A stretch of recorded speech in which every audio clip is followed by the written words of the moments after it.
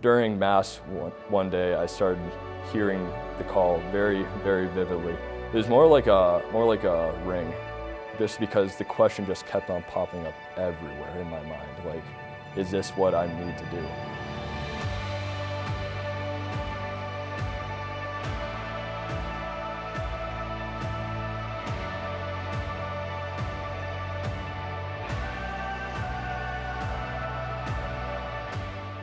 Hi, I'm Charles Reichert. I am from Bismarck, and I'm at Corpus Christi Parish, and this year I am my first year of seminary.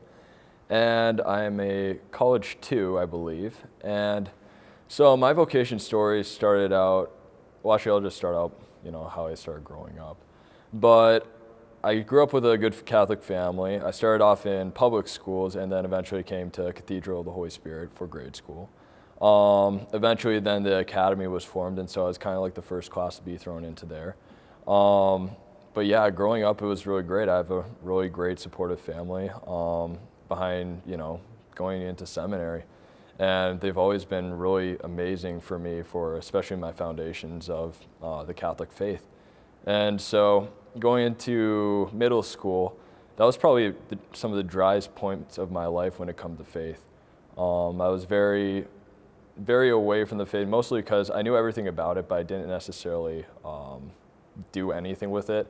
I was just kind of stagnant and honestly really had no clue what it was all about. I was just kind of doing it because it made my parents happy, following what my sisters were doing because, that's pretty much what every younger sibling does. And I was just trying to make my way through middle school because middle school was not fun.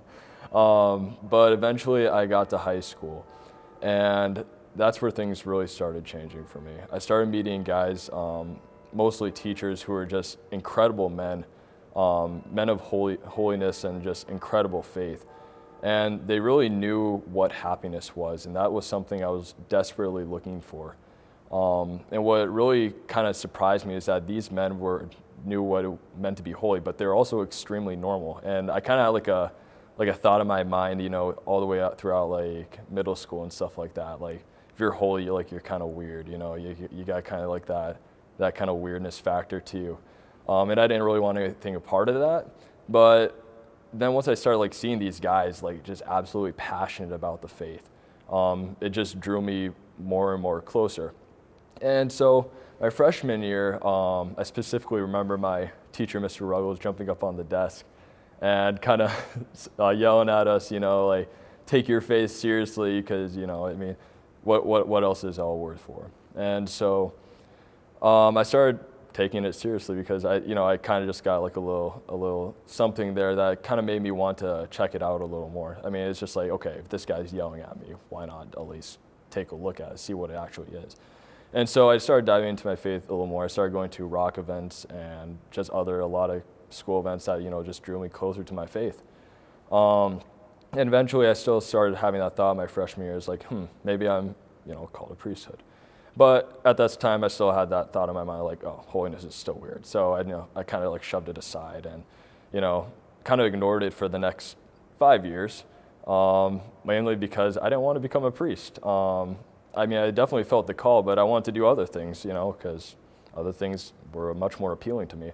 Most of those things were, just extracurriculars, academics, sports, girls, pretty much everything like, normal high school guys, go through, It's just things that they like, things that they want to do instead of, pursuing a life of holiness because, pleasure seems more attractive to the mind at that point of your life. But then I started reaching my senior year, and I got into a relationship with a girl, and it was a very good relationship. It continued throughout through my first year of college over in Montana State in Bozeman. That first semester was really tough for me because I was very, very lonely, mainly because I had friends, but the foundations of those relationships were not something that was firm. And that is the key to finding happiness in those friendships. And so I felt very lonely, especially in such a place. It's so secluded from anyone I knew. So eventually my prayer life started fading away. I think I was only going to Mass maybe like once a month, probably wasn't even going to confession. And eventually I started getting back into the faith because I realized how unhappy I was without these foundations that I needed in my life in order to make me happy, because they're literally everything.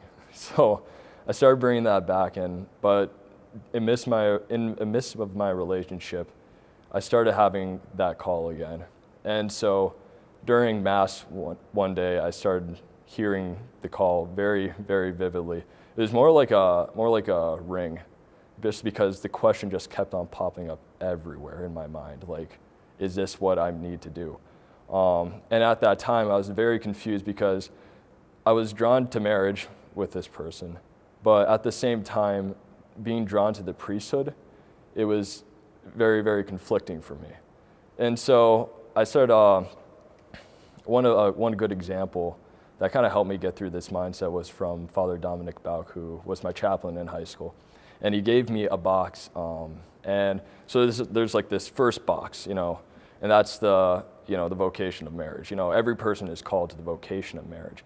But inside that, there's another little box, and that's for priests.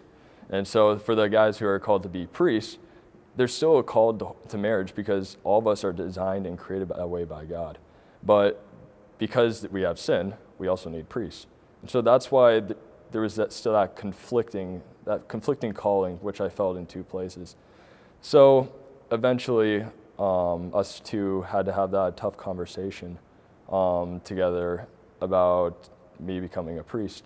And so after we went through a whole situation of, breakup and, lots of tears, lots of emotions, we both realized this was what was best for me.